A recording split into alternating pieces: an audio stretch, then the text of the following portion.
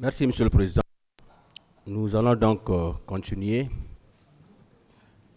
Colonel Moussa Tcheboro Kamara, vous étiez au stade et vous aviez dit que vous avez pu sauver M. Jean-Marie Doré et Elhadj Dalen qui étaient blessés. Parfait, Monsieur le procureur. En dehors des deux, vous n'avez vu aucun autre blessé ni un autre manifestant tué? Non, Monsieur le procureur. Alors, à quel moment précis vous avez appris qu'il y a eu des cas de mort et de blessés au stade? À quel moment précis? C'était le soir. Je l'ai dit autrefois. Oui, c'était le soir. Vers quelle heure? Vers la nuit, quand on partait maintenant, quand on quittait la chose, quand on quittait chez le capitaine Dadis pour aller chercher les leaders, c'est en ce moment qu'on en parlait dans la voiture, qu'il y a eu des morts, effectivement. Mais le combien, on ne me l'a pas dit. Donc, de l'après-midi jusqu'au soir, vous n'avez rien appris? Moi, je suis venu chez le capitaine Dadis vers le soir. D'accord. C'est ça. Et quelle a été votre réaction lorsque vous avez appris? Monsieur le procureur, j'étais choqué. En réalité, comme vous connaissez, j'étais choqué. Et jusqu'à présent, je suis choqué. Même si c'était un seul mort, c'est vraiment choquant. Surtout les conditions dans lesquelles l'intéressé aurait trouvé la mort. Bien. Est-ce que vous n'avez pas appris ou bien vous n'avez pas entrepris des actes concrets pour d'abord flétrir ce qui s'est passé et éventuellement prendre des dispositions, parce qu'à cette époque-là, comme vous l'avez si bien dit, vous étiez chargé du grand banditisme aussi? Oui, monsieur le procureur, j'étais chargé du grand banditisme. Mais il faut comprendre aussi que, je ne sais pas si c'est le même jour ou c'est le lendemain, et quand le capitaine Dadis a lancé son appel, je pense que pratiquement, appel à remise, pour moi, et tout ça était là.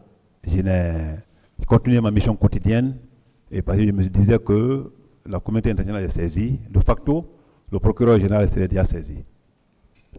Donc, vous n'avez entrepris aucune enquête pour essayer au moins de situer les responsabilités? Non, à mon entendement, non. Connaissant déjà que le procureur général s'en est déjà saisi. Bien.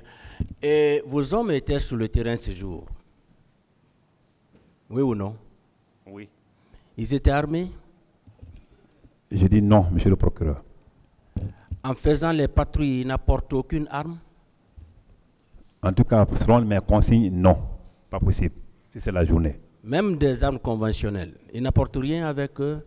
Les armes conventionnelles, par rapport Bon, puisqu'ils sortent pour faire des patrouilles, est-ce qu'ils peuvent aller comme ça là, bras ballants, ils n'ont rien?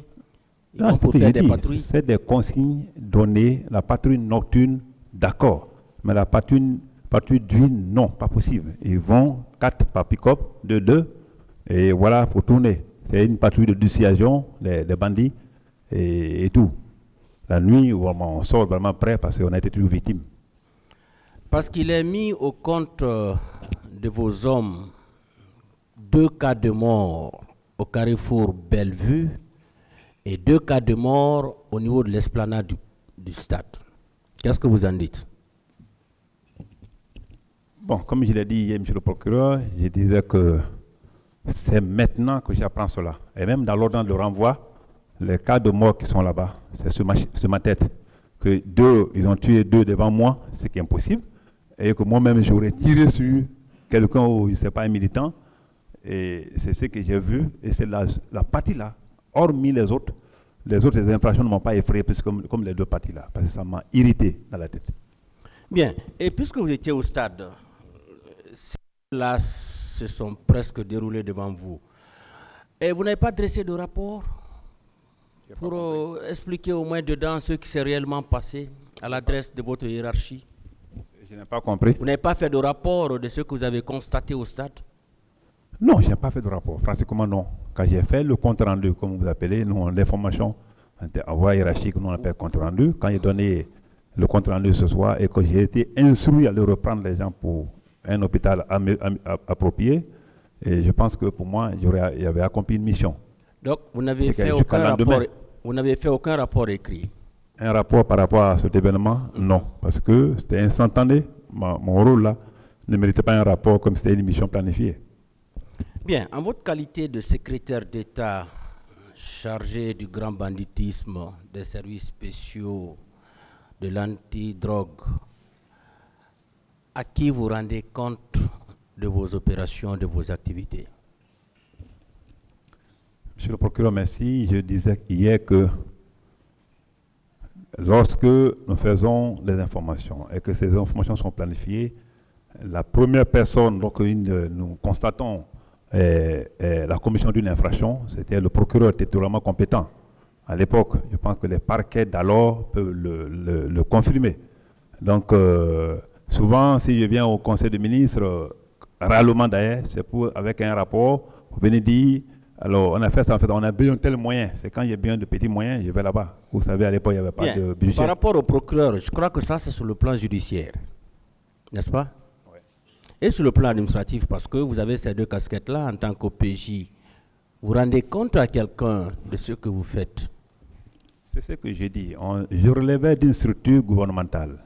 Lorsque une telle chose arrive et que j'ai besoin de rendre compte, je passe directement au Conseil des ministres, je fais mon compte rendu et par voie de rapport. Et je pense que le rapport là remonte par voie hiérarchique. C'est comme ça que j'évoluais, moi. Vous rendez compte à qui? Vous ne voulez pas dire ça? Non, mais monsieur, pourquoi Vous relevez de quelqu'un? Oui, c'est ce que je vous ai dit. Que je Vous relevez d'un supérieur. Si, mais Vous avez quelqu'un à qui vous rendiez compte. monsieur le procureur, je suis d'accord avec vous. Hein. On est d'accord? Oui. Ça, Sur au moins, le c'est plan clair. administratif, là, vous le savez, vous êtes OPJ. Absolument. Voilà, les OPJ nous le disent souvent. Quand ils font une activité, ils rendent compte au procureur, ça c'est sur le plan judiciaire, mais sur le plan administratif, ils ont une hiérarchie. Oui, Là, mais- vous le savez, oui, vous ne mais voulez pas ça, nous j'ai- dire ça? Oui, je suis d'accord avec vous. Bien, Je à vous qui laisse- vous rendez compte sur Je le voulais plan simplement administratif? vous dire, si vous qu'on se comprenne sur la question, moi j'étais déjà au sommet. J'avais des services. Quand ils constatent les choses, je suis informé. Non, ma question est simple. Oui. Voilà. Et moi, Écoutez, et moi- s'il vous plaît, s'il Oui. vous plaît, la question elle est simple. Hein. Sur le plan administratif, vous rendez compte à qui? Au Si gouvernement. vous ne pouvez pas répondre, vous êtes libre. au gouvernement, parce que j'étais membre du gouvernement. Ah, au gouvernement, Oui. tout court. Oui. Donc vous attendez souvent, même si quelque chose se passe au cours de la semaine, vous attendez le conseil pour faire le compte rendu. Non, si quelque chose se passe au cours de la semaine, si c'est au cours de la semaine, quelque chose se passe, je suis informé. Il y a l'arrivée d'un bateau ou bien il y a une grande saisie de cocaïne et autres là. Alors, les rapports me parviennent. C'est pas moi qui fais en fait le rapport. Il y a le chef de mission, il y a le chargé de dossier. Quand ils font la mission, ils envoient d'abord, quand le procureur est saisi, pendant que le dossier est contenu de façon procédurale, qui montre l'information là, je peux rendre compte soit à Sekouba ou au Premier ministre ou bien à Dadis, c'est le premier que je rencontre. Bien, votre service n'a jamais obtenu de dotation en armes? Jamais? Non, Votre j'ai- service n'a jamais été doté d'armes? J'ai dit oui, c'est pourquoi j'ai dit que la patrouille d'Uine était armée. On ne peut pas se procurer de l'arme si on n'est pas armé. D'accord. La Et à patrouille- quelle occasion vous utilisiez ces armes-là? Un nocturne, hein? À quelle occasion vous utilisiez ces armes? Bon, comme vous l'avez vu une fois, mais à chaque fois d'ailleurs à l'époque là, dans les attaques des stations auto là, alors les gens venaient pour intervenir. Et c'est pourquoi autrefois j'ai dit que j'ai perdu des éléments ou d'autres ont perdu les oreilles. Et ou les attaques à main armée dans les domiciles des gens, on venait pour vraiment réagir. Donc les gens faisaient des missions, mais moi je ne sortais pas la nuit dans tous les cas, comme vous le savez, mais les hommes sortaient comme ils étaient armés. Et puis la coordination radio était là et tout, ça marchait. Bien, vous n'avez jamais appris que des corps ont été retirés à l'hôpital Donka et Ignace Dine? Des corps. Vous n'avez jamais appris ça? Je n'ai pas compris, monsieur. Que des corps ont été retirés au niveau de l'hôpital Ignace Dine. Que les Et corps étaient donc, retirés Oui. au Des niveau corps, oui, qui étaient au niveau des morgues. Pas de tout. Vous n'avez jamais appris ça? Pas de tout. Le corps était retiré à Donka, non. Vous n'avez jamais Même dans appris. ma déposition, je pense que je n'ai aucune idée là-dessus. Mais si c'est ça, c'est au niveau de la déposition alors. Merci, Monsieur le Président.